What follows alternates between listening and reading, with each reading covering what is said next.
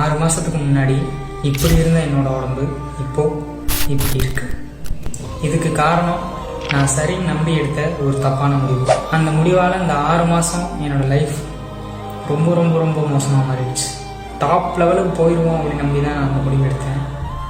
ஆனால் இதுக்கு முன்னாடி இங்கே எந்த லெவலில் இருந்தோம் அதை விட ரொம்ப கீழே வந்துட்டேன். அங்கே இருக்கும்போது நடு ரோட்டில் உட்காந்து அழுதுருக்கேன், புலம்பிருக்கேன். அவ்வளோதான் லைஃப் முடிஞ்சு, நம்மளால் ஒன்றுமே பண்ண முடியாது, வாழ்ந்து என்ன பண்ண போகிறோம் அப்படின்ற அளவுக்குலாம் மைண்ட் எங்கெங்கேயே போயிடுச்சு. இவ்வளோ நடந்ததுக்கப்புறமும்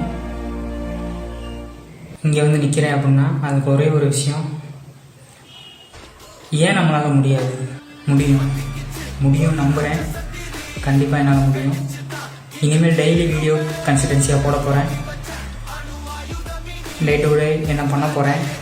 அண்ட் இதுக்கிடையில் நான் மிஸ் பண்ண என்னோடய பழைய பாடி கண்டிஷனை திரும்ப நான் ரீபில்ட் பண்ண போகிறேன்.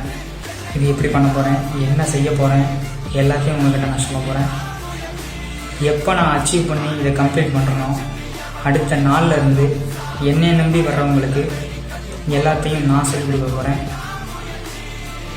ஃப்ரீயாக ஃபாலோ பண்ணுங்கள், சப்போர்ட் பண்ணுங்கள்.